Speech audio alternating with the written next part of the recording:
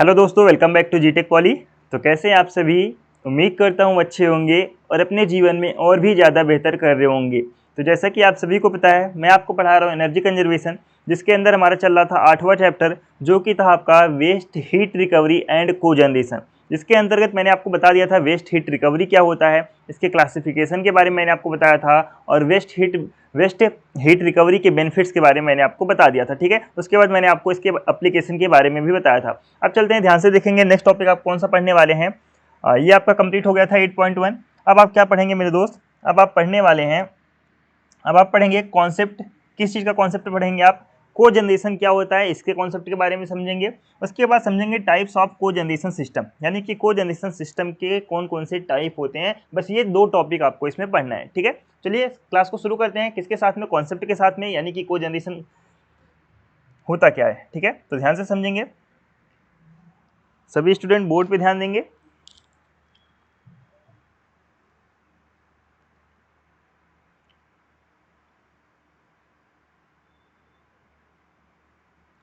ठीक है, अब ध्यान देंगे यहाँ पे को जनरेशन होता क्या है, ध्यान से देखेंगे। को जनरेशन, को मतलब होता है साथ में। ध्यान से सुनेंगे, को का मतलब क्या होता है, को मतलब होता है साथ में, यानी कि एक या एक से अधिक, यानी कि क्या होता है, को मतलब होता है साथ। ठीक है, जनरेशन मतलब होता है उत्पादन, यानी कि एक साथ उत्पादन, यानी कि सह उत्पादन। सह मतलब साथ हो गया, यानी कि को मतलब साथ में, उत्पादन, जनरेशन मतलब उत्पादन, सह उत्पादन। यानी कि सह उत्पादन होता क्या है, जिसे संयुक्त ताप, सह उत्पादन को क्या कहते हैं, सह उत्पादन को कहा जाता है CHP। ठीक है, को जनरेशन को एक और नाम से जाना जाता है, जिसे कहा जाता है CHP, यानी कि कंबाइंड, क्या कहते हैं इसे, combined combined heat, combined heat and power. ठीक है, क्या कहा जाता है इसे, हिंदी में क्या कहेंगे, संयुक्त ताप और शक्ति। क्या कहते हैं इसे, कोजनरेशन, जिसे संयुक्त ताप और शक्ति के रूप में भी जाना जाता है। यानी कि cogeneration is also known as CHP, यानी कि कंबाइंड हीट एंड पावर। ठीक है, cogeneration also known as combined heat and power. ठीक है, इतना उम्मीद करता हूं समझ में आ गया होगा आपको। अब समझते हैं कोजनरेशन होता क्या है। एक ही ऊर्जा स्रोत से बिजली और उपयोगी तापीय ऊर्जा के एक साथ उत्पादन को इंगित करता है। यानी कि यह किसके बारे में बताता है, यह एक साथ उत्पादन को बताता है। कौन कौन सा उत्पादन आपको एक साथ बताता है, एक तो बताता है आपको ऊर्जा स्रोत से इलेक्ट्रिसिटी उत्पादन के बारे में आपको बताता है। ठीक है, एक आपका उत्पादन किसके बारे में बताता है, आपको एक इलेक्ट्रिसिटी उत्पादन के बारे में बताता है। दूसरा उपयोग तापीय ऊर्जा, यानी कि थर्मल एनर्जी आपका उत्पादन को बताता है। यानी कि एक साथ, यानी कि ध्यान से सुनेंगे, इसमें क्या रहता है, सोर्स एक रहता है, सोर्स एक रहेगा, उत्पादन आप 2 चीज का करेंगे, यानी कि एक तो आप इलेक्ट्रिसिटी का उत्पादन कर सकते हैं, आप इलेक्ट्रिसिटी का, ठीक है, इलेक्ट्रिसिटी का उत्पादन कर रहे हैं, साथ में इसके साथ साथ आप थर्मल एनर्जी का भी आप उत्पादन कर रहे हैं, थर्मल एनर्जी। ठीक है, थर्मल एनर्जी। ठीक है, थर्मल एनर्जी आपका किस रूप में आपका उत्पन्न होता है, ये आपका जो waste heat recovery, waste heat जो आप रिकवर करते हैं, वो आपका उत्पादन होता है किसमें, थर्मल एनर्जी के रूप में आपका उत्पादन होता है। ठीक है, तो उम्मीद करता हूं आपको इतना समझ में आया होगा। सह उत्पादन क्या होता है, सह उत्पादन का मतलब होता है एक साथ उत्पादन करना। एक साथ उत्पादन यानी कि एक ही सोर्स के द्वारा आप बिजली का भी उत्पादन करें, और उसके साथ साथ आप तापीय ऊर्जा यानी कि थर्मल एनर्जी का भी आप उत्पादन करते हैं, तो उसे कहा जाता है कोजनरेशन, यानी कि सह उत्पादन। कोजनरेशन को हम CHP के नाम से भी जानते हैं, यानी कि कंबाइंड हीट एंड पावर के नाम से भी जाना जाता है। इस चीज को भी आपको ध्यान में रख करके चलना है। ठीक है, अब ध्यान से सुनेंगे, यह एक ऊर्जा उत्पादन प्रोसेस होता है, जो परंपरागत बिजली उत्पादन में आमतौर पर नष्ट होने वाली अपशिष्ट ऊष्मा को कैप्चर और उपयोग करके ईंधन उपयोग की समग्र दक्षता को बढ़ाता है। यानी कि जो आपका कोजनरेशन होता है, कोजनरेशन का काम क्या होता है, ध्यान से सुनेंगे। एक तो कोजनरेशन का काम मैंने आपको बताया कि एक साथ उत्पादन करना हो गया आपका, यानी कि इलेक्ट्रिसिटी और थर्मल आपकी एनर्जी का उत्पादन कर रहा है। उसके साथ साथ दूसरे काम की अगर बात करें, दूसरा काम क्या होता है इसका, दूसरा काम होता है इफिशियंसी को बढ़ाना। क्या होता है, इफिशियंसी को बढ़ाना, इफिशियंसी को बढ़ा देता है आपका कौन, कोजनरेशन आपका इफिशियंसी को बढ़ाता है। इस चीज को भी आपको ध्यान में रख करके चलना है। ठीक है, किस रूप में बढ़ाता है, जो आपका वेस्ट हीट हो रहा था, उस वेस्ट हीट को रिकवर करके दोबारा से यूज में लाता है। जब सोर्स एक रहता है, दोबारा से यूज कर सकते हैं आप उस चीज को, तो उसमें क्या होता है, आपका इफिशियंसी बढ़ जाता है। ठीक है, उम्मीद करता हूं ये पॉइंट आपको समझ में आ गया होगा, आप सभी को कोई डाउट नहीं होगा इसमें। ठीक है, आगे चलते हैं, ध्यान से देखेंगे, आगे चलते हैं। अब वही चीज़ इंग्लिश में लिखा हुआ है, इंग्लिश वाले बच्चे ध्यान से देख लेंगे। इतना मैंने आपको बता दिया था। It refers to the simultaneous production of electricity and useful thermal energy from a single energy source. यानी कि यह किसे दिखाता है, किसे संदर्भित करता है, किसके बारे में रिफर करता है? यह रिफर करता है कि एक ही सिंगल सोर्स से हमें इलेक्ट्रिसिटी और यूजफुल थर्मल एनर्जी जो है हमें प्राप्त हो जाता है, इस चीज़ को यह बताता है। ठीक है, उसके बाद क्या है? It is an energy generation process, यह एनर्जी जनरेशन प्रोसेस होता है दैट मैक्सिमाइज, जो कि बढ़ाता है the overall efficiency of fuel utilization by capturing and utilizing the waste heat. यानी कि दैट मैक्सिमाइज, यह बढ़ा देता है, किस चीज को बढ़ा देता है भाई? यह बढ़ा देता है ओवरऑल इफिशियंसी, यानी कि ओवरऑल दक्षता को बढ़ा देता है ऑफ द फ्यूल यूटिलाइजेशन, यानी कि जो हम फ्यूल का यूटिलाइज कर रहे हैं उसके द्वारा जो है इसे दक्षता, ओवरऑल दक्षता को बढ़ा देता है। कैसे दक्षता को बढ़ाता है? ये जो हमारा वेस्ट हीट जा रहा था उस वेस्ट हीट को रिकवर करता है, यानी कि कैप्चर करता है, और कैप्चर करके उसको यूटिलाइज करके जो है उसकी इफिशियंसी को बढ़ा देता है। ठीक है, that is typically lost in conventional power generation, यानी कि जो परंपरागत जो है जनरेशन से हमारा क्या होता था कि वेस्ट हीट जो हमारा लॉस हो जाता था, बर्बाद हो जाता था, उसमें को जनरेशन में क्या होता है कि हम वेस्ट हीट को दोबारा से यूज कर लेते हैं। ठीक है, इतना आपको ध्यान में रख करके चलना है। अब ध्यान देंगे आगे वेस्ट हीट में और क्या है। एक सह उत्पादन प्रणाली में, यानी कि एक सह उत्पादन सिस्टम में, कोजेनरेशन सिस्टम में एक प्राथमिक ऊर्जा स्रोत यानी कि प्राइमरी सोर्स जैसे कि प्राकृतिक गैस, बायोमास या वेस्ट हीट का उपयोग करके बिजली उत्पन्न करने के लिए किया जाता है। यानी कि मैंने आपको क्या बताया कि इसका यानी कि कोजेनरेशन सिस्टम का यूज क्या होता है। कोजेनरेशन सिस्टम में प्राइमरी एनर्जी के द्वारा, आप सभी को पता होगा प्राइमरी एनर्जी क्या होता है, प्राथमिक सोर्स क्या होता है, प्राथमिक एनर्जी क्या होता है, ये मैंने आपको बता दिया था। ठीक है, यानी कि प्राइमरी एनर्जी क्या होता है मैं आप सभी को बता दिया था। फसल फ्यूल जितने भी होते हैं मैंने आपको बताया था, उसमें प्राकृतिक गैस का उपयोग कर सकता है, बायोमास का उपयोग कर सकता है, या फिर जो है वेस्ट हीट का उपयोग करके जो है इसका काम रहता है किस चीज़ का, बिजली का उत्पादन करना इसका काम रहता है। ठीक है, अब ध्यान देंगे आगे। इस प्रक्रिया में आमतौर पर, यानी कि इस प्रोसेस में आमतौर पर एक प्रमुख प्रस्तावक शामिल होता है। अब प्रमुख प्रस्तावक क्या होता है, ध्यान से सुनेंगे। प्रमुख प्रस्तावक को इंग्लिश में कहते हैं प्राइम मूवर। क्या कहते हैं? Prime mover. Prime mover, prime mover क्या होता है? प्राइम मूवर आपका वेस्ट हीट रिकवरी का एक कंपोनेंट होता है।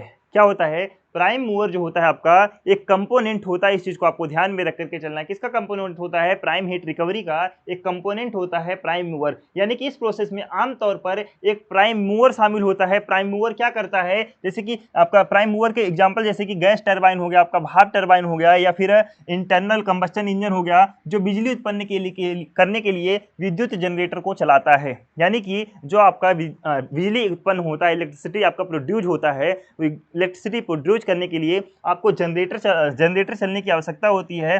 किसकी आवश्यकता होती है? एक जनरेटर जो है, जनरेटर को चलने की आवश्यकता होती है। और वो चलाता कौन है? आपका गैस टरबाइन हो गया, भाप टरबाइन हो गया, ठीक है, इंटरनल कंबस्शन इंजन हो गया। इसके द्वारा ये जो है इस चीज को चलाया जाता है, जिसके थ्रू आपका बिजली का उत्पादन होता है। ठीक है, उम्मीद करते हैं ये पॉइंट आप समझ गए होंगे। इंग्लिश में वही चीज, the process typically involve a prime mover, यानी कि इस प्रोसेस में एक प्राइम मूवर इन्वॉल्व होता है, जैसे कि एक गैस टरबाइन, स्टीम टरबाइन और इंटरनल कंबस्टन इंजन जो है इसमें इन्वॉल्व होता है। विच, जो क्या करते हैं, which drive an electrical generator, जो कि एक इलेक्ट्रिकल जनरेटर को चलाते हैं तो प्रोड्यूस इलेक्ट्रिसिटी, विद्युत उत्पादन करने के लिए। ओके, उम्मीद करता हूँ ये पॉइंट समझ में आ गया होगा आपको। एक लास्ट पॉइंट देखेंगे, इसमें क्या है, बिजली उत्पादन के दौरान, यानी कि जब हमारा बिजली उत्पादन हो रहा होता है उसके दौरान उत्पन्न होने वाली वेस्ट हीट को, अपशिष्ट ऊष्मा मतलब वेस्ट हीट को फिर से प्राप्त किया जा सकता है। यानी कि जब हमारे बिजली का उत्पादन हो रहा होता है तो जो उसमें वेस्ट हीट हो रहा होता है उसको दोबारा से प्राप्त किया जा सकता है, और विभिन्न ताप यानी कि डिफरेंट टेम्परेचर पे, या फिर शीतलन एप्लीकेशन के द्वारा, जैसे कि स्पेस ताप, जल ताप, और क्या होता है, औद्योगिक प्रक्रियाओं के लिए उपयोग किया जा सकता है। ठीक है, यानी कि इसमें क्या किया जा सकता है कि जो आपका बिजली का उत्पादन होता है, बिजली के उत्पादन के दौरान आपका काफ़ी ज़्यादा हीट जो होता है, क्या होता है, हीट जो होता है वेस्ट होता है। अब इस वेस्ट होता है, और जब ये आपका हीट वेस्ट होता है तो हम क्या करते हैं, वेस्ट हो रहे हीट को क्या करते हैं, रिकवर करते हैं। क्या करते हैं मेरे दोस्त? रिकवर करते हैं। और जब यही रिकवरी हो जाती है, इसी रिकवरी के द्वारा जब ये रिकवरी हम इस हीट का कर लेते हैं तो इसका हम यूज कहाँ करते हैं, यानी कि इसका एप्लीकेशन यानी कि इसका अनुप्रयोग कहाँ पे होता है, यूज कहाँ पे होता है? तो स्पेस हीटिंग में करते हैं। कहाँ पे करते हैं? स्पेस हीटिंग में करते हैं, यानी कि किसी भी क्षेत्र को हीट करने के लिए किया जाता है। दूसरा किस में किया जाता है? वाटर हीटिंग में किया जाता है। वाटर हीटिंग में इसका यूज किया जाता है। तीसरा कहाँ पे किया जाता है? इंडस्ट्रियल प्रोसेस में। किसमें?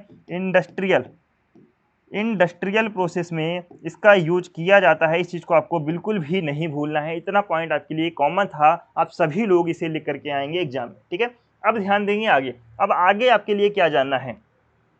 पारंपरिक बिजली संयंत्र में देखेंगे एक चीज़ है, जो आपका ट्रेडिशनल इलेक्ट्रिसिटी प्लांट होता है। कौन सा प्लांट की बात कर रहे हैं हम? ट्रेडिशनल यानी कि ट्रेडिशनल मतलब मैंने आपको बताया था कि जो पहले से चले आ रहे बिजली इलेक्ट्रिसिटी प्लांट है उसे कहा जाता है ट्रेडिशनल, ठीक है। ट्रेडिशनल इलेक्ट्रिसिटी प्लांट में दक्षता यानी कि इफिशियंसी कितनी होती है? इफिशियंसी केवल 35% होती है। बाकी के बचे 65% जो है, बाकी के बचे जो 65% एनर्जी होते हैं वो नष्ट हो जाती है, यानी कि वेस्ट हो जाती है। कोजनरेशन सिस्टम में इफिशियंसी 90% तक किया जा सकता है। कोजनरेशन 15 से 40% के बीच ऊर्जा बचत प्रदान करता है। कहने का क्या मतलब है कि यानी कि अगर हम कोजनरेशन प्लांट की जगह जो है ट्रेडिशनल प्लांट यूज करते हैं तो उसमें हमारी इफिशियंसी कितनी आती है, यानी कि हमें जो है उत्पादन यानी कि हम जितना इनपुट दे रहे हैं हम आउटपुट कितना मिलता है, इफिशियंसी, ठीक है। यानी कि इफिशियंसी उसमें कितनी रहती है? तो रहती है 35%। यानी कि कहने का क्या मतलब है, हमने दिया जो है इनपुट कितना दिया, 100% हमने इनपुट दिया, आउटपुट कितना मिल रहा है हमें? आउटपुट कितना मिल रहा है? 35%। आउटपुट कितना मिल रहा है हमें? 35 हमें आउटपुट मिल रहा है, ठीक है। तो इस चीज़ को आपको ध्यान में रखना है। हमने दिया 100% और मिल कितना रहा है? 35%, ठीक है। इस चीज़ को आपको समझना है। इफिशियंसी 35% होती है ट्रेडिशनल में, बाकी के बचे जो शेष 65% है वो आपके वेस्ट हो जाते हैं। लेकिन जब आप कोजनरेशन सिस्टम का यूज करते हैं, कोजनरेशन सिस्टम का यूज करते हैं तो उसमें आपकी इफिशियंसी कितनी जा सकती है? इफिशियंसी आपका मैक्सिमम अप टू 90% तक होती है। कितनी? अप टू 90% तक होती है, ठीक है। इस चीज़ को आपको ध्यान में रखना है। कितना होता है? अप टू 90% तक होती है, यानी कि इसमें आपका 15 से 40% के बीच जो है आपका ऊर्जा बचत आपका होता है, ठीक है। इस चीज़ को आपको ध्यान में रख करके चलना है। Conventional power plant efficiency is only 35% होता है and remaining 65% energy is lost, यानी कि खो जाता है, ठीक है। The cogeneration system efficiency can go up to 90%। Cogeneration system में इफिशियंसी यानी कि दक्षता 90% तक जा सकती है। Cogeneration offers energy saving ranging between 15 से 40%। यानी कि क्या होता है कि कोजनरेशन में जो आपकी एनर्जी सेविंग होती है वो 15 से 40% तक आपका एनर्जी सेव किया जा सकता है, ठीक है। यहाँ पे आपका एक कोजनरेशन सिस्टम का एक डायग्राम दिया हुआ है, तो इस डायग्राम को ध्यान से समझते हैं। ध्यान से देखेंगे इस डायग्राम को, बहुत ज़्यादा इंपॉर्टेंट है आपके लिए, क्योंकि आपके एग्जाम में किस तरह से प्रश्न पूछा जा सकता है कि कोजनरेशन क्या होता है, कोजनरेशन क्या होता है, कोजनरेशन को समझाइए, ठीक है। तो किस तरह से समझाएंगे? जो मैंने आपको डेफिनेशन दिया आप उसको लिखेंगे, उसके बाद आप ये डायग्राम बनाएंगे, ठीक है। डायग्राम में क्या है? सबसे पहले एक फ्यूल दिया जाता है। फ्यूल क्या हो सकता है आपका? कुछ भी हो सकता है। नेचुरल गैस हो सकता है आपका, नेचुरल गैस हो सकता है आपका, नेचुरल गैस हो सकता है, या फिर क्या हो सकता है आपका कोल वगैरह भी हो सकता है। मान लीजिए कुछ भी आपने यहाँ पे दिया, ठीक है। तो यहाँ पे एक लगा हुआ होता है आपका बॉयलर, ठीक है। बॉयलर के नीचे जब आप फ्यूल देते हैं तो क्या होता है कि बॉयलर में जो पानी भरा हुआ होता है उस पानी को क्या बनता है? पानी आपका स्टीम में फॉर्म में जाता है। किसमें? आपका पानी हो जाता है आपका स्टीम फॉर्म में, यानी कि भाप बनता है। जब आपका ये स्टीम फॉर्म में बनता है, हाई प्रेशर स्टीम बनता है, तो ये किस पे जाता है? ये गिरता है टरबाइन के ऊपर। किसके ऊपर गिरता है? ये गिरता है टरबाइन के ऊपर। जब टरबाइन के ऊपर गिरता है ये स्टीम हाई प्रेशर में, तो क्या है? टरबाइन जो है घूमता है। टरबाइन क्या है? टरबाइन घूमता है। और जब ये टरबाइन घूमेगा, जब ये टरबाइन घूमेगा तो यहाँ पे एक लगा हुआ होता है जनरेटर। क्या लगा हुआ होता है? ये लगा हुआ होता है जनरेटर। जब जनरेटर लगा हुआ होता है तो इस जनरेटर के द्वारा क्या हमें मिल जाता है? इलेक्ट्रिसिटी प्राप्त हो जाती है। इलेक्ट्रिसिटी हमें यहाँ पे प्राप्त हो जाती है, इलेक्ट्रिसिटी यहाँ पे हमें प्राप्त हो जाती है। इस चीज़ को आपको ध्यान में रखना है। ध्यान से सुनेंगे। सबसे पहले क्या किया गया, यहाँ से एक फ्यूल दिया गया है, ठीक है, क्या दिया गया, फ्यूल दिया गया। फ्यूल किस में दिया गया, बॉयलर में, बॉयलर उबला, ठीक है, यानी कि बॉयलर फ्यूल दिया गया, बॉयलर में जो पानी रहता है वो उबला, उबला जब उसे स्टीम फॉर्म में, स्टीम में कन्वर्ट हुआ, किस में कन्वर्ट हुआ, स्टीम में कन्वर्ट हुआ। जब ये हाई प्रेशर स्टीम में कन्वर्ट हुआ तो ये किस पे गिराया जाता है, टरबाइन पे गिराया जाता है। जब टरबाइन पे गिराया गया इस स्टीम को, टरबाइन घूमा, टरबाइन घूमा जब किसमें गया, ये इस जनरेटर में, ठीक है, यानी कि जनरेटर का यूज करके क्या यूज किया गया, क्या यूज किया गया, इस जनरेटर का यूज करके इलेक्ट्रिसिटी पैदा कर ली गई, ठीक है, इलेक्ट्रिसिटी उत्पन्न हो गई। अब ध्यान से सुनेंगे, अब ध्यान से सुनेंगे, ये यहाँ पे मैंने आपको बताया कि क्या होता है कि 35% हम इसका यूज कर पाते हैं, बाकी के 65% हमारा लॉस हो जाता है। तो बाकी के बचे हुए जो वेस्ट हीट होते हैं, जो वेस्ट हीट होता है, क्या होता है आपका, वेस्ट हीट। वेस्ट हीट कहाँ पे आया आपका, वेस्ट हीट आया यहाँ पे, वेस्ट हीट, वेस्ट हीट यहाँ पे आया आपका। वेस्ट हीट को किसके द्वारा गुजारा गया, एक प्रोसेस के द्वारा गुजारा गया, यानी कि वेस्ट हीट को एक प्रोसेस के द्वारा गुजारा गया। इस प्रोसेस यानी कि थर्मल एनर्जी, थर्मल एनर्जी यानी कि वेस्ट हीट, ठीक है, इस थर्मल यानी कि वेस्ट हीट हमें प्राप्त हुआ, इसे एक प्रोसेस के द्वारा दोबारा से गुजार करके दोबारा से कहाँ पे भेज दिया जाता है, बॉयलर के पास भेज दिया जाता है। यानी कि हमारा देख सकते हैं कि ये हमारा जो वेस्ट हीट था, वेस्ट हीट हमारा नुकसान नहीं गया, वेस्ट हीट को दोबारा से हम प्रोसेस से गुजार के बॉयलर के पास भेज देते हैं और दोबारा से वही बॉयलर के द्वारा जो है सेम साइकिल जो है चलता रहता है, ठीक है। तो उम्मीद करता हूँ ये डायग्राम आपको अच्छी तरह से समझ में आया होगा। ये डायग्राम आपको सेम चीज बनाना है, सबसे पहले फ्यूल दिखाना है, फ्यूल के बाद बॉयलर दिखाना है आपको, बॉयलर से स्टीम गुजारना है, स्टीम कहाँ पे गिराना है आपको, टरबाइन पे, आपको टरबाइन पे गिराना है स्टीम, और टरबाइन के बाद से आपको जनरेटर से निकाल लेना है बिजली, ठीक है। उसके बाद टरबाइन के नीचे से आपको निकालना है, क्या निकालना है आपको वेस्ट हीट निकालना है। वेस्ट हीट को किसके दिखाएंगे, थर्मल एनर्जी से दिखाएंगे। थर्मल एनर्जी में आपका वहाँ पे प्रोसेस होगा, प्रोसेस के द्वारा जो इसे दोबारा से बॉयलर में भेज दिया जाता है, ठीक है। तो इतना आपको डायग्राम के अंदर आपको इस चीज को दिखाना होगा। ओके, अब चलते हैं नेक्स्ट, ध्यान से देखेंगे। अब आता है आपका क्लासिफिकेशन ऑफ को जनरेशन, यानी कि को जनरेशन के प्रकार, को जनरेशन के टाइप, ठीक है। यहाँ पे लिख देंगे सह उत्पादन के प्रकार, यहाँ पे सही कर लेंगे, सह उत्पादन के प्रकार, क्या कर लेंगे यहाँ पे, सह उत्पादन के प्रकार कौन कौन से होते हैं, इसे सही कर लेंगे। अगर बात करें क्लासिफिकेशन ऑफ को जनरेशन, तो क्लासिफिकेशन ऑफ को जनरेशन में यह दो टाइप का होता है। पहला होता है टॉपिंग साइकिल, पहला कौन सा होता है, टॉप साइकिल, ठीक है, top cycle power plant, top cycle power plant होता है। दूसरा होता है बॉटम साइकिल, दूसरा कौन सा होता है, बॉटम साइकिल, ठीक है। दो प्रकार के आपके हो गए। मैंने आपसे क्या बताया कि टाइप्स ऑफ कोजनरेशन में आपके दो प्रकार के कोजनरेशन हो गए। पहला हो गया आपका top cycle cogeneration plant, second हो गया आपका बॉटम साइकिल कोजनरेशन प्लांट। आपका ये जो टॉप साइकिल कोजनरेशन प्लांट होता है, ये दोबारा से आपको 4 भागों में बांटा जाता है। कितने भागों में, 4 भागों में से दोबारा से बांटा गया। फर्स्ट भाग की बात करें तो होता है कंबाइंड साइकिल पावर प्लांट, ठीक है। कौन सा है, combined cycle and power plant, इस चीज को आपको ध्यान से देखना है, यानी कि CHP। कौन सा हो गया आपका, CHP प्लांट हो गया आपका, ठीक है। कौन सा प्लांट हो गया, पहला आपका हो गया CHP प्लांट। दूसरे की बात करें तो दूसरा है स्टीम टरबाइन CHP प्लांट। कौन सा हो गया आपका, स्टीम टरबाइन, स्टीम टरबाइन जो है आपका, steam turbine CHP plant, turbine CHP का फुल फॉर्म तो नहीं भूलेंगे ना, combined heat and power plant, ठीक है, पावर प्लांट, ठीक है, ये आपको ध्यान में रखना है। तीसरे की बात करें तो तीसरा कौन सा आपका, इंटरनल कंबस्टन इंजन। कौन सा आपका, internal combustion engine, combustion engine, ठीक है, यानी कि अंतर्दहन इंजन, क्या कहते हैं इसे, अंतर्दहन इंजन, ठीक है।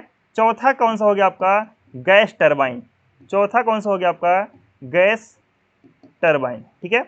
इतना आपको पढ़ना है क्लासिफिकेशन में। ध्यान से सुनेंगे कौन कौन सा मैंने आपको बताया, दोबारा से ध्यान से देखेंगे। मैंने सबसे पहले आपको बताया कि यह दो प्रकार का होता है। पहला हो गया आपका टॉप साइकिल, दूसरा हो गया आपका बॉटम साइकिल, ठीक है, दूसरा आपका हो गया बॉटम साइकिल। अब टॉप साइकिल को भी मैंने आपको 4 भागों में बांटा। कौन कौन सा, पहला मैंने आपको बताया combined power plant, combined heat and power plant, ठीक है, combined heat and power plant, यानी कि संयुक्त चक्र CHP प्लांट, ठीक है। दूसरा मैंने आपको बताया भाप टरबाइन CHP संयंत्र, यानी कि steam turbine combined heat and power plant, ठीक है। तीसरा मैंने आपको बताया अंतर्दहन इंजन, यानी कि इंटरनल कंबस्टन इंजन, और चौथा मैंने आपको बताया गैस टरबाइन, ठीक है, चौथा कौन सा हो गया, गैस टरबाइन। चलिए एक एक करके देख लेते हैं। सबसे पहले जानेंगे टॉप साइकिल क्या होता है, यानी कि top cycle cogeneration system क्या होता है, आइए समझते हैं। ध्यान से देखेंगे, अगर बात करें टॉप साइकिल कोजनरेशन सिस्टम, ठीक है, यहाँ पे सही कर लेंगे सब जगह, ठीक है, सब जगह सही कर लेंगे। टॉप साइकिल कोजनरेशन सिस्टम क्या होता है, ध्यान से सुनेंगे। टॉप साइकिल कोजनरेशन सिस्टम को हम क्या कह सकते हैं, एक उसका दूसरा नाम कहते हैं topping cycle cogeneration system. Top में इंग लगा देते हैं, ठीक है, तो क्या हो जाता है आपका टॉपिंग साइकिल कोजनरेशन सिस्टम के नाम से जाना जाता है, ठीक है। तो टॉप साइकिल कोजनरेशन सिस्टम को हमने जाना, इसे टॉपिंग साइकिल कोजनरेशन के नाम से भी जाना जाता है। इस एक प्रकार को की कोजनरेशन सिस्टम होता है, यानी कि क्या होता है कि जो आपका टॉप साइकिल कोजनरेशन सिस्टम होता है, एक प्रकार का कोजनरेशन सिस्टम होता है जहां पर बिजली उत्पादन प्राथमिक फोकस होता है, यानी कि इसमें प्राइमरी फोकस किस पे किया जाता है, ध्यान से सुनेंगे। टॉप साइकिल कोजनरेशन में, टॉप साइकिल कोजनरेशन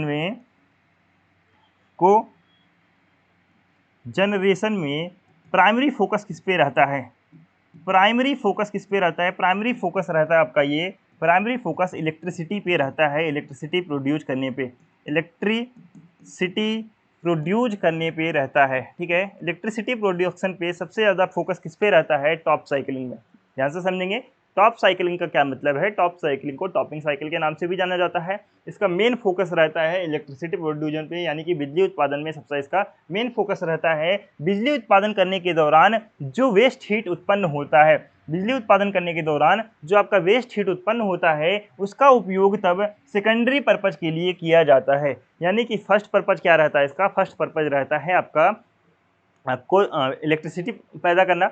इलेक्ट्रिसिटी उत्पन्न होने के बाद से जो सेकंड जनरेशन, यानी कि जो वेस्ट हीट मिलता है, उसको रिकवर करके सेकंड पर्पज भी अलग प्रकार के आपके यूज में लिए जाते हैं, ठीक है। इस चीज़ को आपको ध्यान में रख करके चलना है। वही चीज़ इंग्लिश में, इंग्लिश वाले बच्चे ध्यान से सुनेंगे। Top cycle cogeneration also known as topping cycle cogeneration, ठीक है। टॉप साइकिल कोजनरेशन को टॉपिंग साइकिल कोजनरेशन के नाम से जाना जाता है।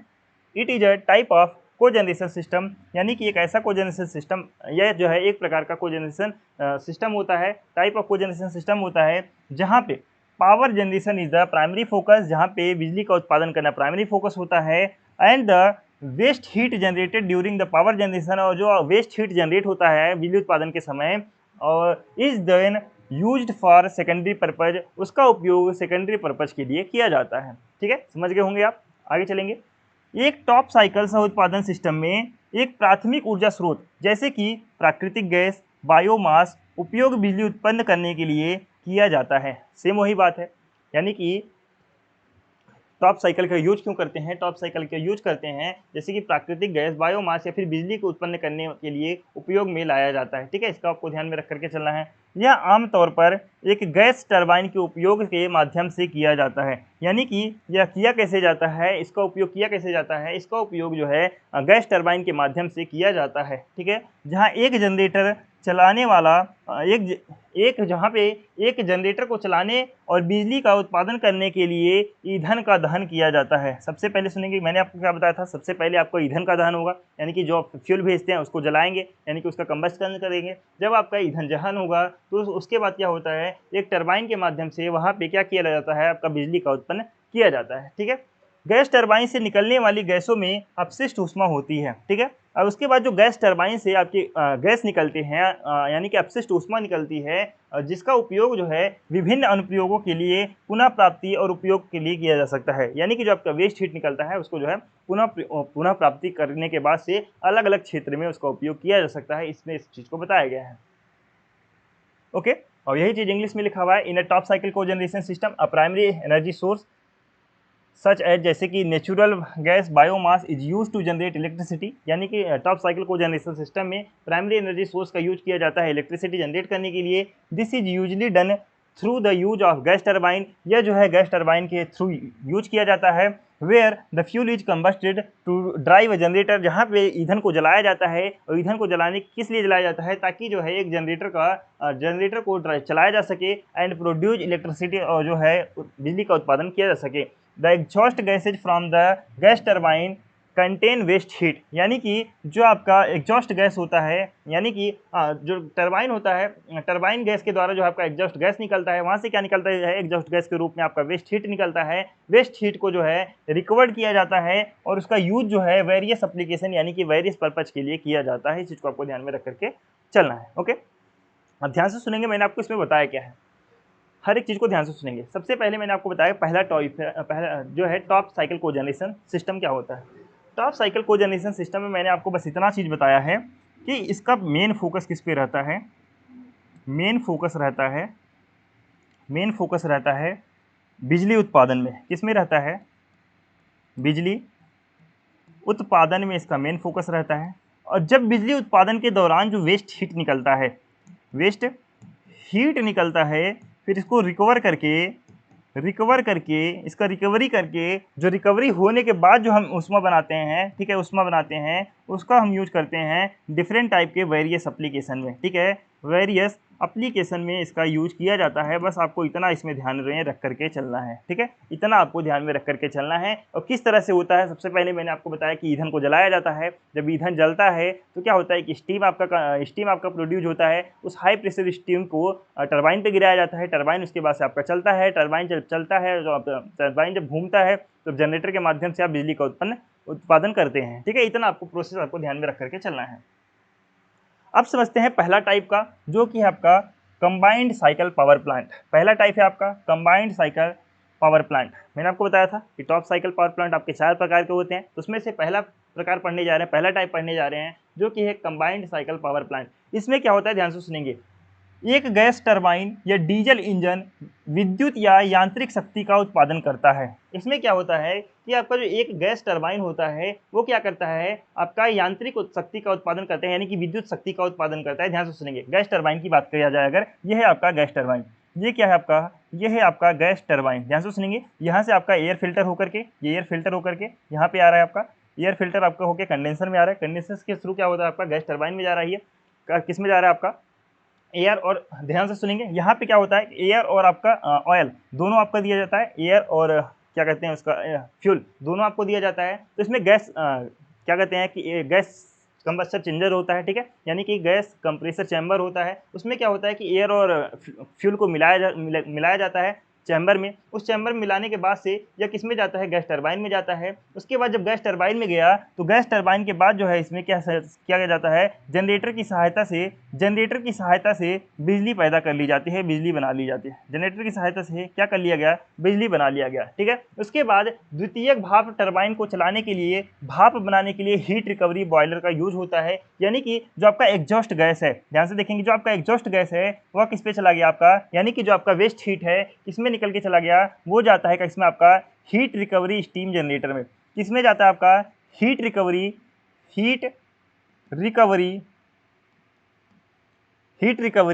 स्टीम जनरेटर में। जनरेटर में गया। ये जब हीट जनरेटर में गया तो उसके बाद से इसे स्टीम को प्रोसेस कर लिया जाता है।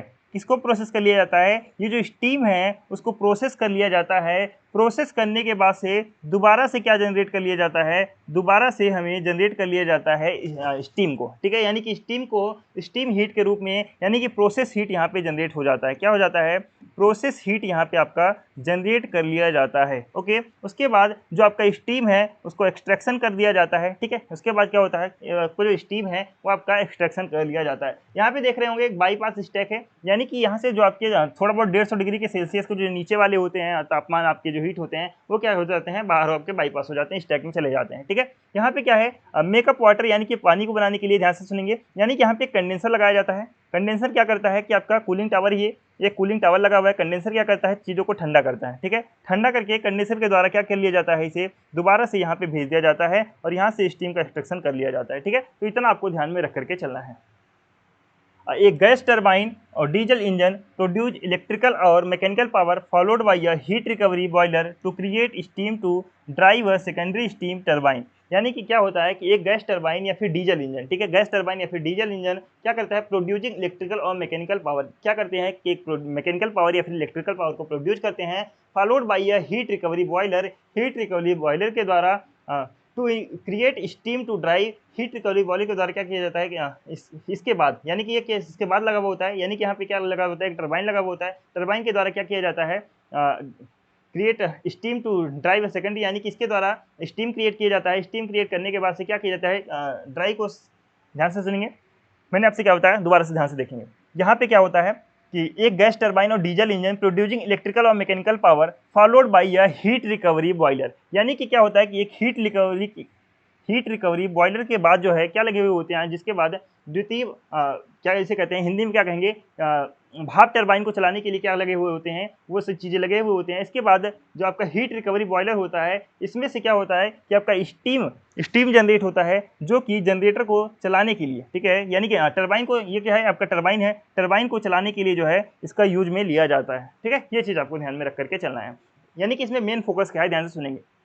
इसमें क्या दिया गया, इसमें दिया गया आपका फ्यूल और एयर। ठीक है, एयर फिल्टर होकर के आया किसमें, कंबस्टन चैम्बर में आता है, दोनों एयर फिल्टर को मिक्स हो जाता है कंबस्टन चैम्बर में। जब एयर कंबस्टन चैम्बर में फ्यूल मिक्स हो गया, ठीक है, मिक्स होने के बाद से इसे गैस टरबाइन में जाता है। गैस टरबाइन में जाने के बाद से इसे जो है जनरेटर के द्वारा जो है इसे बिजली उत्पन्न कर ली जाती है। उसके बाद क्या होता है, जो एग्जॉस्ट गैस होते हैं वो जाता है हीट रिकवरी स्टीम जनरेटर में जाता है। उसके बाद यहाँ पे क्या होता है कि यहाँ से हीट को प्रोसेस किया जाता है, स्टीम को प्रोसेस किया जाता है। जब ये स्टीम प्रोसेस होकर के दोबारा से कहाँ पे जाता है, टरबाइन पे जाता है। टरबाइन क्या होता है, टरबाइन जब घूमता है तो दोबारा से यहाँ पे बिजली का उत्पादन होता है। ठीक है, उसके बाद क्या होता है, यहाँ पे कंडेंसर लगा हुआ होता है कूलिंग करने के लिए। उसके बाद ये जो कूलिंग होता है यहाँ से एक्सट्रैक्ट कर लिया जाता है, स्टीम को एक्सट्रैक्ट करके कर लिया जाता है। इतना आपको ध्यान में रख करके चलना है।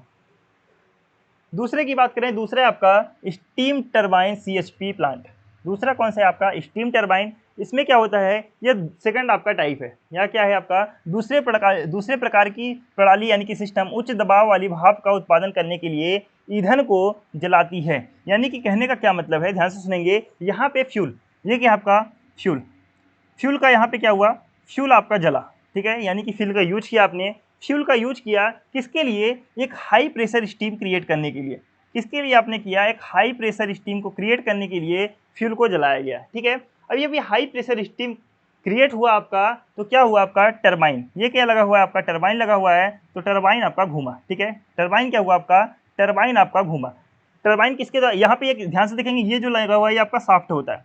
क्या होता है आपका, ये शाफ्ट होता है जो घूमता है। ठीक है, तो टरबाइन आपका जब घूमा तो इसके द्वारा जनरेटर से बिजली की प्राप्ति की जा सकती है। ठीक है, यानी कि जनरेटर के द्वारा क्या प्राप्त कर ली जाती है, बिजली प्राप्त कर ली जाती है। तो वही चीज़ है। तो भाप टरबाइन के माध्यम से निकास के साथ शक्ति का उत्पादन करने के लिए कम दबाव वाली प्रक्रिया भाप प्रदान करती है, यह स्टीम टरबाइन टॉपिंग सिस्टम है। ठीक है, यहाँ से क्या कर लिया गया आपका, यहाँ से कर लिया गया आपका बिजली उत्पादन। उसके बाद जो आपका लो प्रेशर स्टीम बचता है, लो प्रेशर स्टीम जो बचता है उसको क्या कर लिया जाता है, एग्जॉस्ट कर लिया जाता है, यानी कि बाहर निकाल लिया जाता है। ठीक है, ये आपका इजी डायग्राम है, इस चीज़ को आपको ध्यान में रखना है। यानी कि फ्यूल का कंबस्शन हुआ, फ्यूल को जलाया गया। जब फ्यूल जलाया तो उसको क्या क्रिएट किया गया, एक हाई प्रेशर जो है स्टीम क्रिएट किया गया।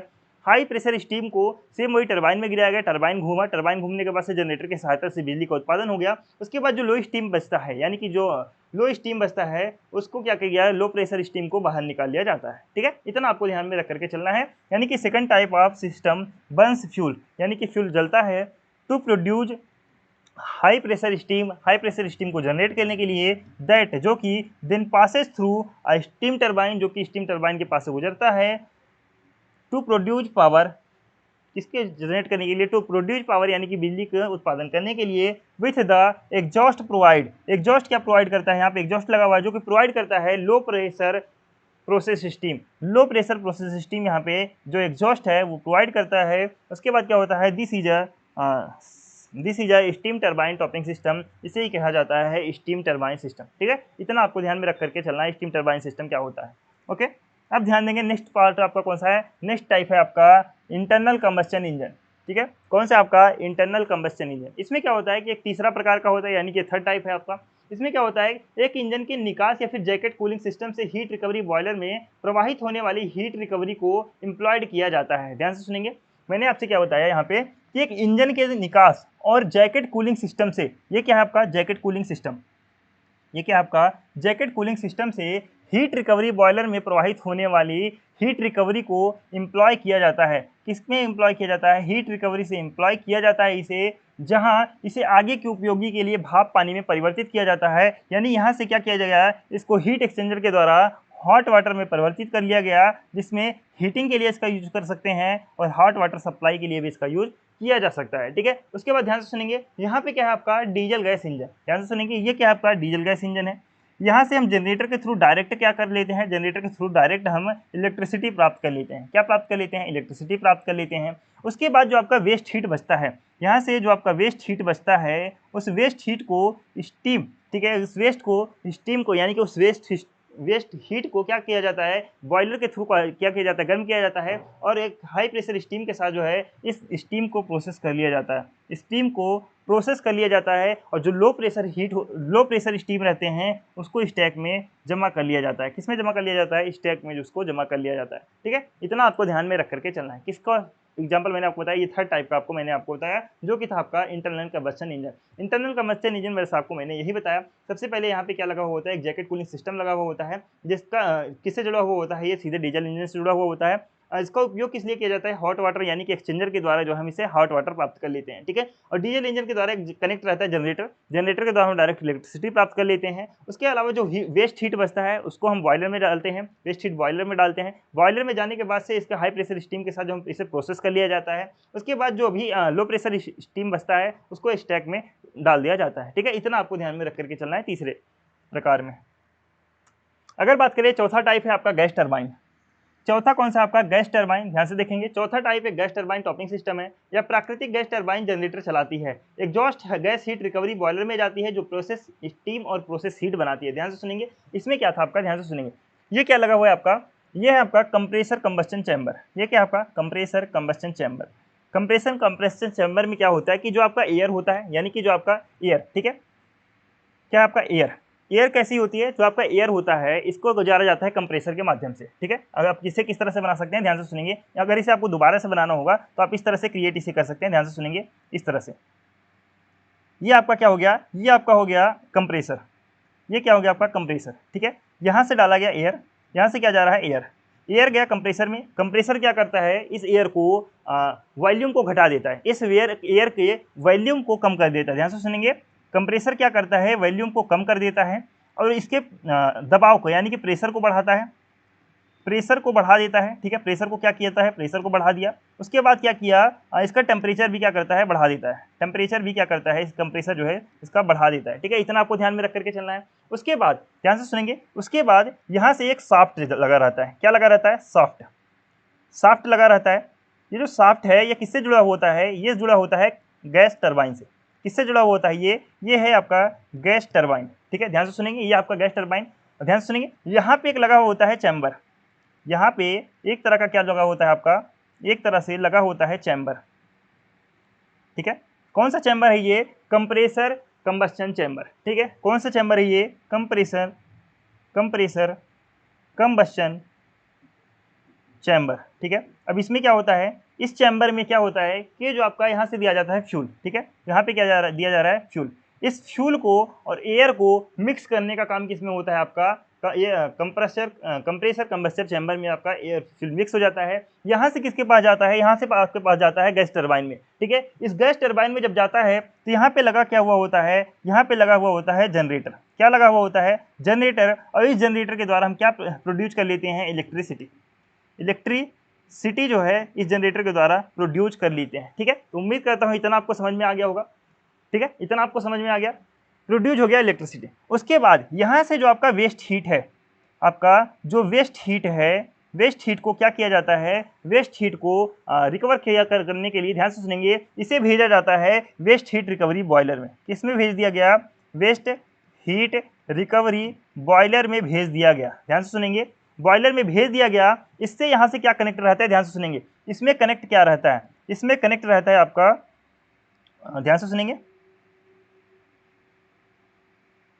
ये। ठीक है, यहाँ से क्या किया जाता है, यहाँ से आपका वाटर को गुजारा जाता है। क्या गुजारा जाता है, वाटर।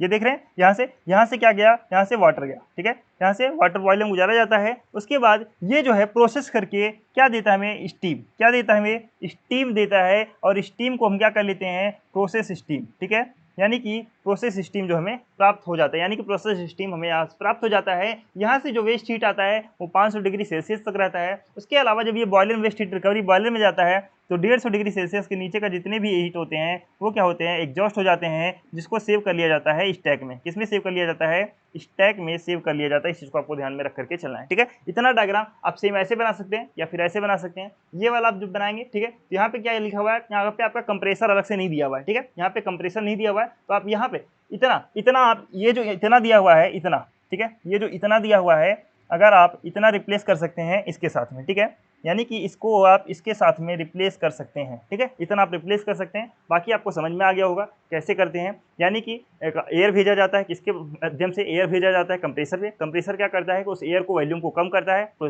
प्रेशर को बढ़ाता है और टेम्परेचर को बढ़ा देता है, ठीक है। उसके बाद उस एयर को भेजा जाता है, किसमें भेजा जाता है, उसको एयर को भेजा जाता है एयर कंप्रेसर कंबस्टन चैम्बर में भेजा जाता है, वहाँ पे फ्यूल भी भेजा जाता है। इन दोनों को मिक्सचर का काम कहाँ पे होता है, एयर कंप्रेसर चैम्बर में मिक्सर का काम हो जाएगा। मिक्सर का काम होने के बाद इसे भेज दिया जाता है गैस टरबाइन में। गैस टरबाइन में क्या करता है, गैस टरबाइन जो है ये इलेक्ट्रिसिटी जनरेट कर देता है आपका। इलेक्ट्रिसिटी जनरेट होने के बाद से जो आपका यहाँ से गैस टरबाइन से आपका वेस्ट हीट बचता है 500 डिग्री सेल्सियस से, वो क्या किस में जाता है, आपका वेस्ट हीट बॉयलर में जाता है। बॉयलर में वाटर सप्लाई की जाती है, यहाँ से वाटर फीड की जाती है, यहाँ से वाटर फीड की जाती है। वाटर फीड होने के बाद यहाँ से हमें क्या प्राप्त होता है, आपका स्टीम प्राप्त होता है, जिसे हम प्रोसेस स्टीम हमें प्राप्त हो जाता है, ठीक है, प्रोसेस स्टीम हमें प्राप्त हो जाता है। उसके बाद यहाँ से क्या लगा होता है, एग्जॉस्ट लगा हुआ होता है, जिसमें कि एग्जॉस्ट से क्या हमें प्राप्त हो जाता है, फ्यूल गैस, जो कि 150 डिग्री सेल्सियस से नीचे होती है, और इसको हम स्टैक में कलेक्ट करके रख लेते हैं, ठीक है। इतना आपको ध्यान में रख करके चलना है। चौथा एक गैस टरबाइन टॉपिंग सिस्टम है, या प्राकृतिक गैस टरबाइन जनरेटर चलाती है। Exhaust gas heat recovery boiler में जाती है, जो प्रोसेस स्टीम और प्रोसेस हीट बनाती है, ठीक है। इतना आपको ध्यान रखना है। The fourth type is a gas turbine topping system. A natural gas turbine drive a generator, यानी कि जो नेचुरल गैस टरबाइन होता है वो क्या जनरेटर से चालू करता है, जनरेटर चलाता है। The exhaust gas goes to heat recovery boiler, यानी कि जो एग्जॉस्ट गैस है किसमें जाता है, हीट रिकवरी बॉयलर में जाता है। दैट मेक्स प्रोसेस स्टीम, जो कि क्या हमें क्या बना के देता है, प्रोसेस स्टीम हमें बना करके देता है। एंड प्रोसेस हीट, और क्या बना के देता है, प्रोसेस हीट हमें बना करके देता है। क्या बना के देता है, प्रोसेस स्टीम और प्रोसेस हीट हमें बना करके दे देता है। इस चीज़ को आपको ध्यान में रख करके चलना है। इतना डायग्राम आप याद कर लेंगे, इसके लिए आपका काफ़ी है, ठीक है। अब बात कर लेते हैं बॉटम साइकिल क्या होता है, ठीक है, यानी कि टॉप साइकिल आपका कंप्लीट हो गया। अब बात कर लेते हैं बॉटम साइकिल क्या होता है, ध्यान से सुनेंगे। अगर बात करें बॉटम साइकिल की, तो बॉटम नीचे के चक्र का मतलब है बॉटम साइकिल में, ठीक है। नीचे के चक्र में हिंदी में लिखा हुआ है, तो हिंदी में ऐसे क्या कर लेंगे, बॉटम साइकिल में प्राथमिक ईंधन उच्च तापमान तापीय ऊर्जा का उत्पादन करता है। यानी कि कहने का क्या मतलब है, ध्यान से सुनेंगे। इसमें जो प्राइमरी सोर्स होता है, यानी कि जो प्राइमरी एनर्जी होता है, प्राइमरी एनर्जी हो गया, उच्च तापमान तापीय ऊर्जा का उत्पादन करता है। यह किसका उत्पादन करेगा, वेस्ट हीट एनर्जी का उत्पादन करेगा, वेस्ट हीट एनर्जी का उत्पादन करेगा। ध्यान से सुनेंगे। जो टॉप साइकिल था उसमें आपका मेन पर्पस था इलेक्ट्रिसिटी उत्पादन करना। दूसरा पर्पस था जो आपका वेस्ट हीट निकल के आया उसको रिस्टोर करके जो है इसको रिकवरी करके आपके अदर पर्पज में काम देना। लेकिन यहाँ पे क्या है, जो आपका बॉटम साइकिल है, बॉटम साइकिल में आपका वेस्ट हीट एनर्जी जो है सबसे पहले प्राप्त करना इसका प्राथमिक उद्देश्य रहता है। उसके बाद क्या होता है कि जो इस वेस्ट हीट रिकवरी एनर्जी प्राप्त करने के बाद से, वेस्ट हीट एनर्जी प्राप्त करने के बाद से, ध्यान सुनेंगे, वेस्ट हीट एनर्जी प्राप्त कर लिया हमें, उसके बाद माफ कीजिएगा, इसका काम क्या रहता है, थर्मल एनर्जी प्राप्त करना। ध्यान सुनेंगे दोबारा से, काम क्या रहता है, थर्मल एनर्जी प्राप्त करना। थर्मल एनर्जी प्राप्त करना, थर्मल एनर्जी प्राप्त होने के बाद जो वेस्ट हीट बचता है, ध्यान से सुनेंगे, थर्मल एनर्जी प्राप्त होने के बाद जो वेस्ट हीट बचता है, उस वेस्ट हीट को वेस्ट हीट बॉयलर से गुजारा जाता है, जिसके गुजारने के बाद से स्टीम टरबाइन, यानी कि जो स्टीम रहता है वो टरबाइन के ऊपर गिराया जाता है। जब टरबाइन के ऊपर ये गिराया जाता है तो इस टरबाइन के माध्यम से जनरेटर यहाँ से कनेक्ट होता है और जहाँ से हमें बिजली प्राप्त हो जाती है, यानी कि इलेक्ट्रिसिटी प्राप्त हो जाती है, ठीक है। डायग्राम अभी मैं आपको दिखाऊंगा जहाँ से आपको बिल्कुल क्लियर हो जाएगा। तो अभी बस इतना आपको समझना है, यानी कि टॉप साइकिल का मेन पर्पज क्या था, बिजली उत्पादन करना, लेकिन इसका मेन पर्पज क्या है, बॉटम साइकिल का थर्मल एनर्जी उत्पन्न करना, ठीक है। उच्च तापमान वाली तापीय ऊर्जा का उत्पादन करता है और प्रक्रिया से और प्रोसेस से जो आपके वेस्ट हीट बचते हैं उसका उपयोग रिकवरी बॉयलर और टरबाइन जनरेटर के माध्यम से बिजली उत्पादन करने के लिए किया जाता है। बॉटमिंग साइकिल उन विनिर्माण प्रक्रियाओं के लिए उपयुक्त होता है जिन्हें भट्टियों और भट्ठों में उच्च तापमान पर ऊष्मा की आवश्यकता होती है। यानी कि इसका उपयोग कहाँ पे होता है, उसका उपयोग या फिर भट्ठों में किया जाता है या फिर भट्टियों में किया जाता है, जहाँ पर हाई टेम्परेचर की नीड होती है वहाँ पे बॉटम साइकिल का यूज किया जाता है, ठीक है। उम्मीद करता हूँ इतना आपको समझ में आ गया होगा। वही चीज़ इंग्लिश में आप पढ़ लेंगे सभी। अगर बात करें इसका एप्लीकेशन की बात करें, इसका अनुप्रयोग कहाँ पे किया जाता है, सीमेंट, स्टील, सिरेमिक, गैस और पेट्रोकेमिकल उद्योग में इसका यूज किया जाता है। यानी कि सीमेंट उद्योग में, स्टील उद्योग में, सिरेमिक उद्योग में, गैस उद्योग में या फिर पेट्रोकेमिकल उद्योग में आपका बॉटम साइकिल प्लांट का उपयोग किया जाता है। इस चीज़ को आपको ध्यान में रखना है। टॉपिंग साइकिल प्लांट की तुलना में बॉटमिंग साइकिल प्लांट बहुत कम होते हैं। यानी कि अगर बात करें संख्या किसकी है ज़्यादा है, टॉप साइकिल की या फिर बॉटम साइकिल की, तो टॉप साइकिल की आपकी संख्या हमेशा ज़्यादा होती है, बॉटम साइकिल आपके बहुत कम मात्रा में लगे हुए होते हैं। बॉटम साइकिल का उपयोग कहाँ पे किया जाता है, तो बॉटम साइकिल का उपयोग किया जाता है सीमेंट फैक्ट्री में, स्टील इंडस्ट्री में और सिरेमिक इंडस्ट्री में, गैस फैक्ट्री में, पेट्रोकेमिकल इंडस्ट्री में। इस जगह पे आपका कहाँ पे यूज किया जाता है, बॉटम साइकिल जैसे प्लांट आपके यूज किए जाते हैं। ठीक है, इस चीज़ को आपको बिल्कुल भी नहीं भूलना है। अब ध्यान देंगे आगे। अगर बात करें इसके डायग्राम की, ध्यान देंगे इसके डायग्राम की बात करें तो यहाँ से हमने क्या दिया, नेचुरल गैस। क्या दिया हमने, नेचुरल गैस दिया। नेचुरल गैस भट्टी में हमारा प्रोसेस हुआ, फर्नेस मतलब होता है भट्टी, किसमें प्रोसेस हुआ, भट्टी में हमारा प्रोसेस हुआ। यहाँ से हमें क्या मिल गया, हीट मिल गया। ठीक है, हीट यूटिलिटीज बाई प्रोसेस हमें, यानी कि प्रोसेस के द्वारा हमें क्या मिल गया, थर्मल हीट मिल गया। प्रोसेस के द्वारा हमें क्या मिल गया, थर्मल हीट मिल गया। इस चीज़ को आपको ध्यान में रख लेना शायद। अब इस थर्मल हीट के द्वारा, ठीक है, यानी कि इस प्रोसेस भट्टी से प्रोसेस होने के बाद जितने भी आपके वेस्ट हीट होते हैं, यानी कि जो आपके वेस्ट हीट बचे, वेस्ट हीट किसमें गया, वेस्ट हीट को डाला गया वेस्ट हीट रिकवरी बॉयलर में। वेस्ट हीट कहाँ गया, वेस्ट हीट रिकवरी आपको बॉयलर में गया, जहाँ से स्टीम टरबाइन में, यानी कि इसे हाई प्रेशर पे स्टीम निकाला जाता है और इसे स्टीम टरबाइन में गुजारा जाता है। ठीक है, यानी कि इसे जो है स्टीम को स्टीम टरबाइन में डाला गया, टरबाइन घुमा, जिसके बाद से इस जनरेटर के थ्रू जो है, जनरेटर के थ्रू हमें क्या प्राप्त हो जाती है, बिजली प्राप्त हो जाती है। तो इसमें देखा आपने सबसे पहले बॉटम साइकिल में आपने देखा सबसे पहले प्रोसेस के द्वारा हमें क्या प्राप्त हो रहा है, प्रोसेस के द्वारा हमें प्राप्त हो रहा है थर्मल एनर्जी, यानी कि हमें हीट प्राप्त हो रहा है सबसे पहले। लेकिन टॉप साइकिल में क्या था, सबसे पहले हमें यहाँ पे इलेक्ट्रिसिटी प्राप्त हो रहा था, उसके बाद हमें क्या प्राप्त हो रहा था, वेस्ट हीट रिकवरी का प्रयोग करके हम अदर चीज में उसे यूज कर रहे थे। लेकिन यहाँ पे क्या हो रहा है, सबसे पहले हम थर्मल हीट प्राप्त कर लिया, थर्मल हीट प्राप्त करने के बाद से इसे बॉयलर में गुजारा, बॉयलर से हमें क्या प्राप्त हुआ, स्टीम, स्टीम को गिराया टरबाइन पे, टरबाइन पे गिराने के बाद से हमें क्या प्राप्त हुआ, तब जाके हमें बिजली प्राप्त हुआ। यानी कि इसका प्राइमरी उद्देश्य क्या है, हीट प्राप्त करना है, यानी कि थर्मल हीट प्राप्त करना इसका प्राइमरी उद्देश्य है।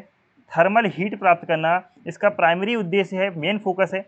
मेन फोकस किस पे है, थर्मल हीट पे। और सेकंड और जो है सेकेंडरी पर्पज क्या है, इसका उद्देश्य करना, इलेक्ट्रिसिटी प्रोड्यूस करना इसका सेकेंडरी पर्पज है। लेकिन टॉप साइकिल की बात करें तो टॉप साइकिल में मेन पर्पज क्या था उसका, इलेक्ट्रिसिटी प्रोड्यूस करना, और सेकेंडरी पर्पज था आपका वेस्ट हीट का उपयोग करके दोबारा से अदर एप्लीकेशन में से यूज करना। ठीक है, तो इस चीज को आपको ध्यान में रख करके चलना है। उम्मीद करता हूँ ये सारे पॉइंट आपको समझ में आए होंगे। अब ध्यान रखेंगे आगे। अब बात करते हैं को जनरेशन सिस्टम के फायदे और नुकसान, यानी कि एडवांटेज एंड डिसएडवांटेज ऑफ को जनरेशन सिस्टम। को जनरेशन सिस्टम के क्या फायदे होते हैं, क्या नुकसान होते हैं, समझते हैं। अगर एडवांटेज की बात करें, फायदे की बात करें, तो बढ़ी हुई दक्षता ऊर्जा, यानी कि इंक्रीज इफिशिएंसी, एनर्जी इफिशियंसी क्या हमें प्राप्त होता है जब हम को जनरेशन पावर प्लांट का यूज करते हैं। तो मैंने आपको बताया इसकी एनर्जी इफिशियंसी बढ़ जाती है, तो क्या लिखेंगे, ऊर्जा दक्षता बढ़ जाती है। यहाँ पे बढ़ी हुई दक्षता, ऊर्जा दक्षता की जगह आप क्या लिखेंगे, ऊर्जा दक्षता बढ़ जाती है, ऊर्जा दक्षता बढ़ जाती है। ठीक है, क्या लिखेंगे, बढ़ जाती है, यानी कि इंक्रीज हो जाती है ऊर्जा दक्षता, ये आप लिखेंगे। ठीक है, यानी कि इंक्रीज एनर्जी इफिशियंसी, ऊर्जा दक्षता बढ़ जाती है। दूसरा एडवांटेज की बात करें तो कॉस्ट सेव आपका होता है, पैसे की बचत होती है। कम पर्यावरणीय प्रभाव, यानी कि रिड्यूस्ड इन्वायरमेंटल इम्पैक्ट आपको बताया था मैंने आपको, जब आपका वेस्ट हीट नहीं जाएगा, आप दोबारा से आप यूज कर लेंगे उसे, तो आपका क्या होगा, आपका ग्रीन हाउस इफेक्ट आपका कम हो गया, यानी कि क्या कहते हैं उसे, ग्रीन हाउस इफेक्ट आपका कम होता है, पर्यावरण प्रभाव कम डाला जाता है, जलवायु परिवर्तन जैसे कारक आपके कम हो जाते हैं। ऊर्जा विश्वसनीयता, यानी कि एनर्जी रिलायबिलिटी हमें प्राप्त होती है, जब आपका एनर्जी दोबारा से आप यूज कर पा रहे हैं तो उसमें हमें क्या बढ़ती है, विश्वसनीयता बढ़ती है, एनर्जी रिलायबिलिटी में प्राप्त होती है। लचीलापन अनमापनीयता, इसका क्या मतलब होता है, फ्लेक्सिबिलिटी एंड स्केलेबिलिटी, यानी कि जो आपका एडवांटेज है, यानी कि को जनरेशन सिस्टम से जो आप वेस्ट हीट रिकवरी आप निकाल रहे हैं, प्राप्त कर रहे हैं उसके द्वारा ऊर्जा, उसको आप अलग अलग क्षेत्रों में आप यूज कर सकते हैं, यानी कि यहाँ पे काफ़ी ज़्यादा फ्लेक्सिबिलिटी है। ठीक है, इस चीज़ को आपको ध्यान में रख करके चलना है। अगर बात करें इसके डिसएडवांटेज की, डिसएडवांटेज क्या है, इनिशियल इन्वेस्टमेंट, यानी कि प्रारंभिक निवेश। आपको पता है कि ये ओवरऑल आपका कॉस्ट सेव करके देता है, लेकिन जब आप इसे इनिशियल इन्वेस्टमेंट करेंगे, यानी कि जब आप प्लांट को लगवाएंगे, कोई जनरेशन प्लांट को लगवाते हैं, तो उस टाइम पे आपका कॉस्ट बढ़ता है, यानी कि उस जो इनिशियल को जनरेशन प्लांट लगवाने की जो कॉस्ट आती है वो काफ़ी ज़्यादा आती है ट्रेडिशनल प्लांट के मुकाबले। ठीक है, यानी कि यहाँ पे क्या होता है डिसएडवांटेज में, मैंने सबसे पहले आपको बताया इनिशियल इन्वेस्टमेंट, जब आप इन्वेस्टमेंट करते हैं तो वहाँ पे आपका इन्वेस्टमेंट कॉस्ट बढ़ जाता है। दूसरा क्या होता है कि रख रखाव और संचालन, यानी कि मेंटेनेंस एंड ऑपरेशन की नियमित रूप से जरूरत होती है। क्यों जरूरत होती है, मैंने आपको बताया कि जो आपका कोजनरेशन प्लांट होता है वो आपको बढ़ा करके देते हैं इफिशियंसी। इफिशियंसी आपकी कब बढ़ती रहेगी आपकी, जब इनएफिशिएंसी है तब आपकी ठीक तरह से काम करेगी, तब बढ़ी रहेगी आपकी जब आप इसे मेंटेनेंस, रेगुलर मेंटेनेंस करेंगे और इसका ऑपरेशन आपको देखते रहेंगे, यानी कि उसका संचालन करेंगे डेली के डेली, उसका मेंटेनेंस करते रहेंगे, तब आपका क्या होगा, आपका उसकी इफिशियंसी बढ़ी रहेगी। अगर उसे नहीं देख रेख करते हैं तो उसकी इफिशियंसी घट जाएगी, तो इसमें आपका कोई भी फायदा नहीं होने वाला। ठीक है। तीसरा है टेक्निकल कॉम्प्लेक्सिटी। टेक्निकल कॉम्प्लेक्सिटी का क्या मतलब होता है, यानी कि इसमें आपको दो एनर्जी करनी होती है, एक तो हीट एनर्जी, दूसरी आपको इलेक्ट्रिकल एनर्जी प्राप्त करनी होती है। तो उस प्रोसेस में क्या होता है कि इसकी जो टेक्निकल कॉम्प्लेक्सिटी इसकी बढ़ जाती है। क्या बढ़ जाती है, इसकी कॉम्प्लेक्सिटी जो है, प्लांट की कॉम्प्लेक्सिटी बढ़ जाती है। ठीक है। साइट विशिष्ट विचार, यानी कि साइट स्पेसिफिक कंसिडरेशन, यानी कि जहाँ पे आपको को जनरेशन प्लांट लगवाना होता है वहाँ पे आपको साइट का विशेष ध्यान रखना होता है। और को जनरेशन प्लांट के लिए ही नहीं, आप कोई सा भी प्लांट लगवाते हैं तो वहाँ पे आपका साइट कंसिडरेशन आपका बहुत ज़्यादा जरूरी होता है। किस तरह से, ध्यान से सुनेंगे। वहाँ पे आपके ईंधन आपके आसानी से मिल जाए, आपके जो रिसोर्स हैं, रिसोर्स हो गए आपके, फ्यूल हो गए, और आपका क्या हो गया, ट्रांसपोर्ट आपके आसानी से मिल जाने चाहिए। कैसे हो जाने चाहिए, आसानी से मिल जाने चाहिए। अगर ये चीज़ें आसानी से नहीं मिलती है तो आपको बहुत ज़्यादा आपके कॉस्ट उसमें बढ़ जाते हैं। ये चीज़ अगर आपको आसानी से मिल जाती है वहाँ पे जिस भी साइट पे आप लगवाना चाह रहे हैं, तो वहाँ पे आपका क्या होता है, वो आपका काफ़ी बेहतर आपका साबित हो सकता है। हीट टू पावर बेमेल। अब क्या होता है कि हीट टू पावर मिसमैच का क्या मतलब है, ध्यान से सुनेंगे। हीट टू पावर मिसमैच, आपको पता है को जनरेशन प्लांट में, मैंने आपको बताया जो को जनरेशन प्लांट होता है, ध्यान से सुनेंगे, जो को जनरेशन प्लांट होता है, को जनरेशन प्लांट में आपको दो चीज़ें निकल के आता है, एक इलेक्ट्रिसिटी, दूसरा आपका निकल के आता है heat, thermal heat. Thermal heat, ठीक है, थर्मल हीट। अब ध्यान सुनेंगे, कभी कभी क्या होता है कि आपकी इलेक्ट्रिसिटी जब ज़्यादा हो जाती है, ठीक है, इलेक्ट्रिसिटी आपकी ज़्यादा हो गई, यानी कि डिमांड के ऊपर बात करते हैं। अगर आपके थर्मल हीट की डिमांड ज़्यादा हो गई, थर्मल हीट की डिमांड बढ़ गई, तो आपका जो इलेक्ट्रिसिटी उत्पन्न हुआ रहता है वो आपका वेस्ट हो जाएगा, वो आपका बेकार जाएगा, नहीं जाएगा। थर्मली अगर हीट की डिमांड ज़्यादा हुई तो आपका इलेक्ट्रिसिटी वेस्ट हो जाता है।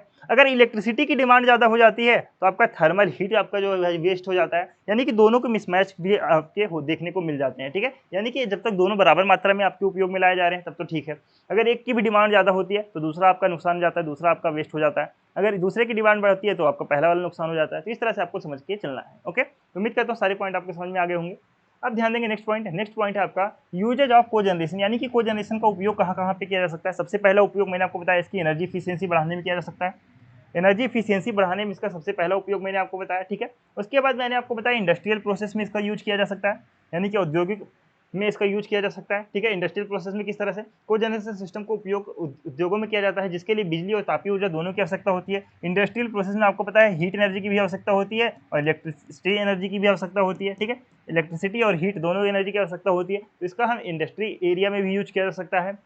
तीसरे की अगर हम बात करें, तीसरा है आपका डिस्ट्रिक्ट हीटिंग। डिस्ट्रिक्ट हीटिंग का क्या मतलब होता है, डिस्ट्रिक्ट जिला वाला नहीं है, ध्यान से सुनेंगे। डिस्ट्रिक्ट हीटिंग का क्या मतलब, वो एक तरह का नेटवर्क होता है। नेटवर्क किस तरह का होता है, जिसमें आपके नेटवर्क के माध्यम से जो आपके डोमेस्टिक हो गए, कॉमर्शियल हो गए, या फिर आपके जो संस्थागत बिल्डिंग हो गए, उसमें की सप्लाई की जाती है, यानी कि हीट की सप्लाई की जाती है। यानी कि डिस्ट्रिक्ट हीटिंग में क्या की जाती है, आपकी हीट की सप्लाई की जाती है। किसे किसे हीट की सप्लाई की जाती है, रेसिडेंशियल को हीट की सप्लाई की जाती है, कॉमर्शियल को हीट की सप्लाई की जाती है, और जो इंस्टीट्यूशन बिल्डिंग्स होते हैं उनमें भी क्या किए जाते हैं, हीट की सप्लाई की जाती है। ठीक है, इस चीज़ को आपको ध्यान में रख करके चलना है।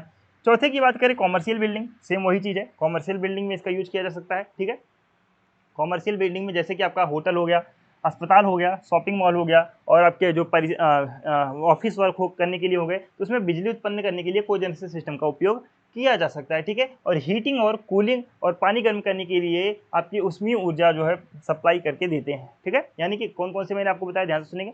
सबसे पहले मैंने आपको बताया यूजेज की बात कर रहा हूँ मैं, ध्यान से सुनेंगे। यूजेज में सबसे पहले मैंने आपको बताया ऊर्जा दक्षता बढ़ाने में, ऊर्जा दक्षता बढ़ाने में। दूसरा मैंने आपको बताया औद्योगिक प्रोसेस में, औद्योगिक प्रोसेस में। ठीक है, तीसरा मैंने आपको क्या बताया, डिस्ट्रिक्ट जोन में, डिस्ट्रिक्ट डिस्ट्रिक्ट हीटिंग में। ठीक है, डिस्ट्रिक्ट हीटिंग में मैंने आपको बताया, हीटिंग में।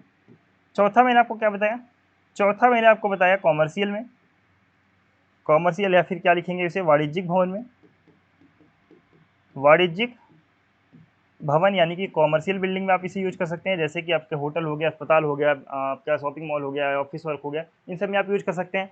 ठीक है, अगर बात करें नेक्स्ट पॉइंट कौन सा है आपका, ग्रीन हाउस। ग्रीन हाउस मैंने आपको क्या बताया था, ग्रीन हाउस में होता है कि जहाँ पे सन को कैप्चर किया जाता है और पौधे के विकास में आपका सहायक होता है। कौन सा? Green house. ठीक है, तो प्रकाश और उपकरणों के लिए बिजली प्रदान करने के लिए ग्रीन हाउस संचालन में कोजनरेशन सिस्टम का उपयोग किया जाता है, जबकि अपशिष्ट ऊष्मा का उपयोग पौधे के विकास के लिए इष्टतम तापमान और आर्द्रता बनाए रखने के लिए किया जाता है। यानी कि पांचवा मैंने आपको क्या बता दिया, पांचवा बता दिया ग्रीन हाउस में। किसमें बता दिया मैंने आपको? ग्रीन हाउस में इसका यूज किया जाता है। ग्रीन हाउस में इसका यूज किया जाता है। ग्रीन हाउस में क्या काम होता है इसका? पौधे का विकास करना, पौधे के विकास में, पौधे के विकास में और आर्द्रता बनाए रखने में, और आर्द्रता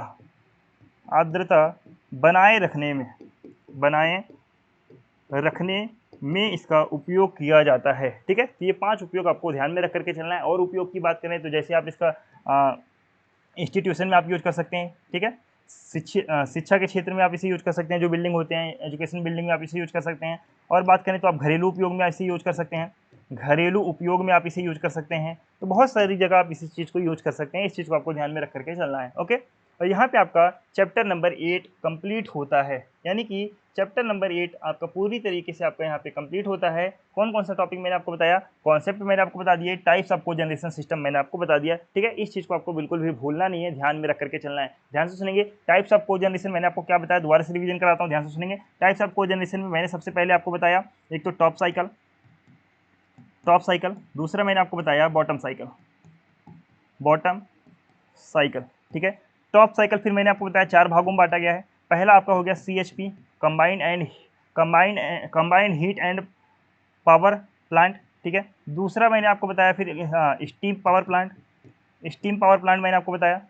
तीसरा मैंने आपको बताया इंटरनल कंबस्शन इंजन मैंने आपको बताया। ठीक है, चौथा मैंने आपको कौन सा बताया? चौथा मैंने आपको बताया गैस टरबाइन में। किसमें? Gas turbine.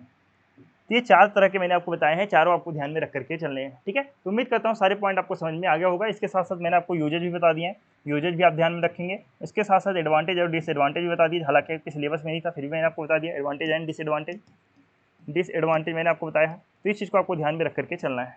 ठीक है, अब सुनेंगे। उम्मीद करता हूँ आपको लेक्चर पसंद आया होगा। आपको अगर थोड़ा सा भी लगा हो कि हाँ आपके एग्जाम के पॉइंट ऑफ व्यू से थोड़ा सा भी लेक्चर आपको इन्फॉर्मेटिव लगा हुआ हो, तो आप लेक्चर को लाइक करेंगे और अपने सभी दोस्तों के साथ में शेयर करेंगे। और हाँ, एक चीज़ और बहुत ज़्यादा देख रहा हूँ, आप लोग लेक्चर को लाइक नहीं करते हैं, शेयर नहीं करते हैं, व्यूज़ काफ़ी कम आ रहे हैं। क्या आप लोग को पढ़ने का मन नहीं कर रहा? बताइए। आपके इसके बाद 3 चैप्टर आपके बच जाते हैं। 3 चैप्टर कौन कौन से बच रहे हैं आपके? आपका एक चौथा चैप्टर बच रहा है आपका, उसके बाद से 5वां चैप्टर बच रहा है, 6ठा चैप्टर बच रहा है, जो कि एग्जाम के पॉइंट ऑफ व्यू से काफ़ी ज़्यादा इंपॉर्टेंट है। अगर आप लोग नहीं देख रहे हैं लेक्चर, तो बताइए क्या मैं आपको इस 3 लेक्चर ना प्रोवाइड करूँ? बताएं, क्या मैं आप सभी को ये 3 लेक्चर ना प्रोवाइड करूँ? सही रहेगा आपको? तो ज़्यादा से ज़्यादा आप लेक्चर को लाइक किया करें और अपने सभी दोस्तों के साथ शेयर करें। अगर आप शेयर करेंगे उसके बाद ही आपको 3 लेक्चर आपको प्रोवाइड किया जाएगा, अदरवाइज आपको 3 लेक्चर प्रोवाइड नहीं किया जाएगा। ठीक है, तो जितना आप शेयर करेंगे, देखता हूँ मैं 3-4 दिन वेट करूँगा, जितना आप शेयर किया रहेंगे उसी के हिसाब से आपको लेक्चर प्रोवाइड होगा। उसके अलावा अगर आप शेयर नहीं करते हैं, लाइक नहीं करते हैं, ठीक है, मैं देखूँगा आप लोगों का रिस्पॉन्स अगर सही नहीं रहता है, मैं लेक्चर आपको प्रोवाइड नहीं करूँगा।